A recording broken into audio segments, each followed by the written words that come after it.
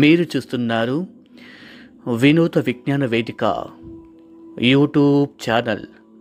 ఈ ఛానల్లో general knowledge విషయాలు అప్లోడ్ చేయబడతాయి. మన నాలెడ్జ్ జనరల్ నాలెడ్జ్ కార్యక్రమానికి స్వాగతం, పునఃస్వాగతం. ఎప్పటిలాగే మన ఈ కార్యక్రమంలో కొన్ని ప్రశ్నలు, వాటి సమాధానాలు విందాం. తెలియని విషయాలను గురించి తెలుసుకునే ప్రయత్నం చేద్దాం. కార్యక్రమాన్ని ప్రారంభిద్దామా? అయితే పదండి ముందుకు.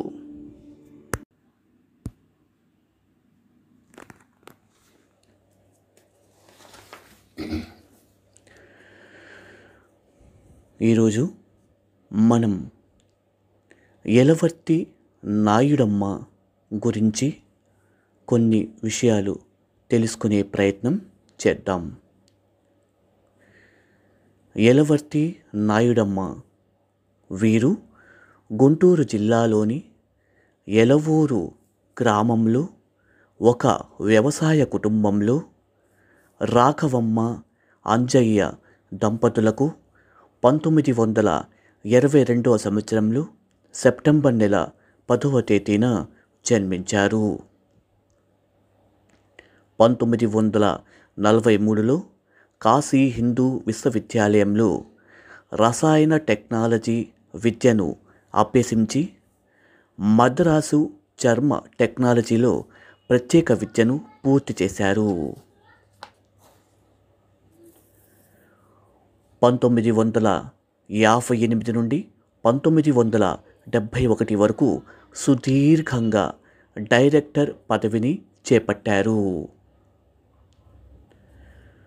1965లో ఎంఎస్ యూనివర్సిటీ డాక్టరేట్ను, కేజీఎన్ నాయక్ గోల్డ్ మెడల్ను వీరు స్వీకరించారు.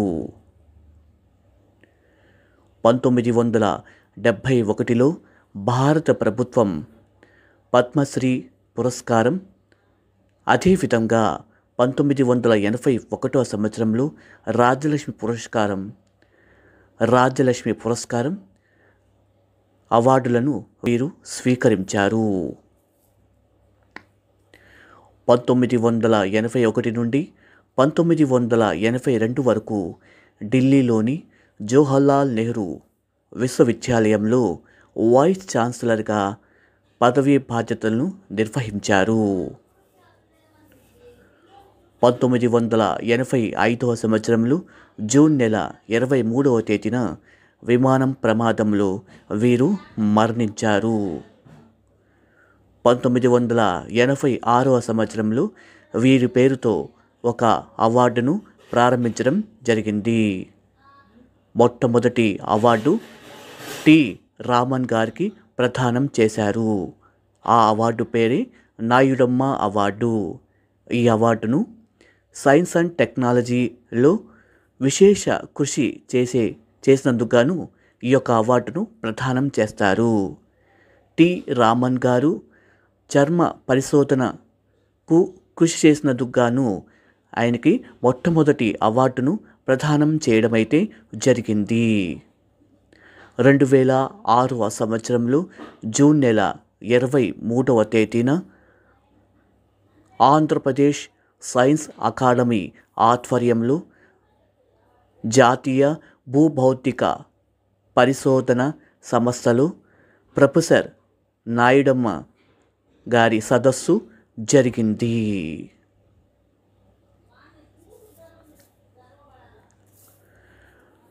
మళ్ళొకసారి వారి గురించి చెప్పే ప్రయత్నం చేస్తాను.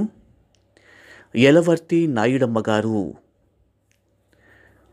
వీరు గుంటూరు జిల్లాలోని యలవూరు గ్రామంలో ఒక వ్యవసాయ కుటుంబంలో రాఘవమ్మ, అంజయ్య దంపతులకు 1922 సంవత్సరంలో సెప్టెంబర్ నెల 10వ తేదీన జన్మించారు. 1943లో కాశీ హిందూ విశ్వవిద్యాలయంలో రసాయన టెక్నాలజీ విద్యను పూర్తి చేసి, అదేవిధంగా మద్రాసు చర్మ టెక్నాలజీలో ప్రత్యేక విద్యను పూర్తి చేశారు.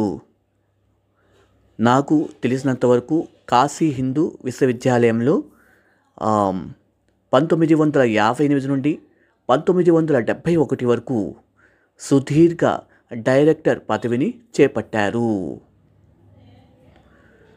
1965లో ఎంఎస్ యూనివర్సిటీ డాక్టరేట్ను, అదేవిధంగా జిఎన్ గోల్డ్ మెడల్ జిఎన్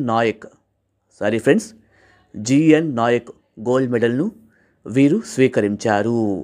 మళ్ళీ చెప్తున్నాను, 1965లో MS university doctorate, GN Nayak gold మెడల్ను వీరు స్వీకరించడం జరిగింది. 1921లో భారత ప్రభుత్వం పద్మశ్రీ పురస్కారము, అదేవిధంగా 1981 రాజ్యలక్ష్మి పురస్కారం వీరు స్వీకరించారు. 1981 నుండి 1982 వరకు ఢిల్లీలోని జవహర్లాల్ నెహ్రూ విశ్వవిద్యాలయంలో వైస్ ఛాన్సలర్గా పదవిని చేపట్టారు. మళ్ళీ ఒకసారి చెప్తున్నాను, 1981 నుండి 1982 వరకు ఢిల్లీలోని జవహర్లాల్ నెహ్రూ విశ్వవిద్యాలయంలో వైస్ ఛాన్సలర్గా పదవీ బాధ్యతలను నిర్వహించారు. 1985 జూన్ నెల 23వ తేదీన వీరు విమాన ప్రమాదంలో మరణించారు. 1986వ సంవత్సరంలో వీరి జ్ఞాపకాన్ని పురస్కరించుకొని వీరి పేరుతో అవార్డును ప్రారంభించడం జరిగింది. ఆ అవార్డు పేరే నాయుడమ్మ అవార్డు. ఈ అవార్డు సైన్స్ మరియు సాంకేతిక రంగంలో విశేష కృషి చేసినందుకు గాను ఈ అవార్డును ప్రదానం చేస్తారు. మొట్టమొదటిగా టి రామన్ గారు ఈ యొక్క అవార్డును స్వీకరించారు. ఈయన చర్మ పరిశోధనలో కృషి చేసినందుకు గాను వీరికి ఈ అవార్డునిచ్చి సత్కరించడం అయితే జరిగింది. 2006వ సంవత్సరంలో జూన్ నెల 23వ తేదీన ఆంధ్రప్రదేశ్ సైన్స్ అకాడమీ ఆధ్వర్యంలో జాతీయ భూభౌతిక పరిశోధన సంస్థలో ప్రొఫెసర్ నాయుడమ్మ గారి సదస్సు ఏర్పాటు చేయడం అయితే జరిగింది.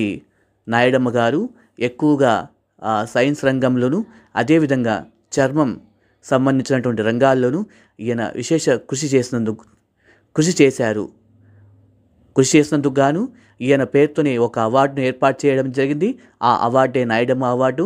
దాదాపు చాలామందికి కూడా విశేష రంగంలో సైన్స్ లేదా టెక్నాలజీ రంగంలో విశేషమైనటువంటి కృషి చేసినందుకు గాను వారికి నాయుడమ్మ అవార్డును కూడా బహుకరించడం అయితే జరుగుతుంది. ఇవి నాయుడమ్మకు సంబంధించినటువంటి ఇన్ఫర్మేషన్ ఇవి నాయుడమ్మకు సంబంధించినటువంటి సమాచారము. హలో ఫ్రెండ్స్, ఈ వీడియో ఎలా ఉంది? బాగుందా? అయితే వెంటనే మా ఛానల్ను సబ్స్క్రైబ్ చేసుకోండి. నోటిఫికేషన్ ఆన్లో పెట్టుకోండి. నోటిఫికేషన్ ఆన్లో పెట్టుకున్న తర్వాత ఏం జరుగుతుందంటే మేము చేసేటటువంటి వీడియోస్ మీ యూట్యూబ్ నోటిఫికేషన్లోకి వచ్చి చేరుతాయి. కావున మీరే అందరికంటే ముందుగా మా వీడియోలను చూడవచ్చు. ఈ వీడియో మీకు నచ్చినట్లయితే మీ బంధుమిత్రులకు, స్నేహితులకు, తోటి వారికి షేర్ చేయండి. మరిన్ని విషయాలు చెప్పడానికి మీ ముందుంటాను. అంతవరకు సెలవు. నమస్కారం.